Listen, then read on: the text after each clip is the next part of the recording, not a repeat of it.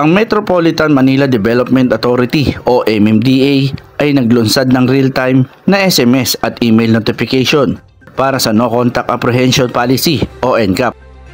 Ang inisyatiba sa pakikipagtulungan ng isang kumpanya na Telecommunication at Land Transportation Office o LTO ay nagpapahintulot sa mga motorista na makatanggap ng mga abiso sa pamamagitan ng SMS kahit walang koneksyon sa internet. Na-address natin yan na kahit manual NCAP yung nag-apprehend, pag-validate dapat automatic upload na para mawala yung timing difference na yan.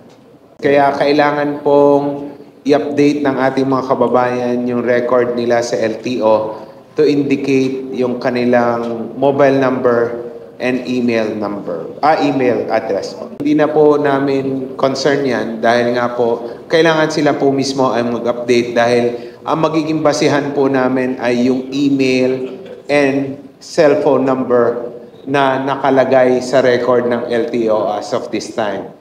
Ang system na cost-effective at mas mabilis na gumagamit ng walang reply ng mga nagpapadala at hindi kasama ang mga link sa pagbabayad upang maiwasan ang mga scam. Pinayuhan ng MMDA ang publiko na maging maingat sa mga kahina-hinalang mensahe at suriin ang impormasyon ng nagpapadala upang maiwasan ang mga potensyal na scam.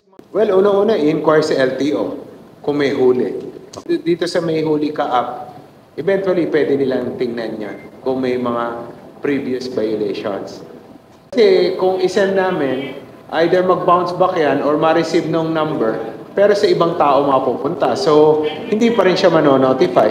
So, kung nagpadala siya ng fake number, and there are other needs, may email and then some... May email naman So, lookout nila. That's why kami nga ninanawagan na i-update nila yung record nila. Kung gusto nila ng timely notification, dapat i-update nila yung tamang number and tamang email.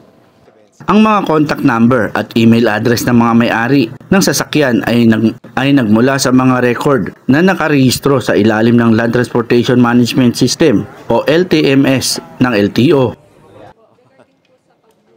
Ako, si Buboy Patriarca, nagbabalita para sa Road News.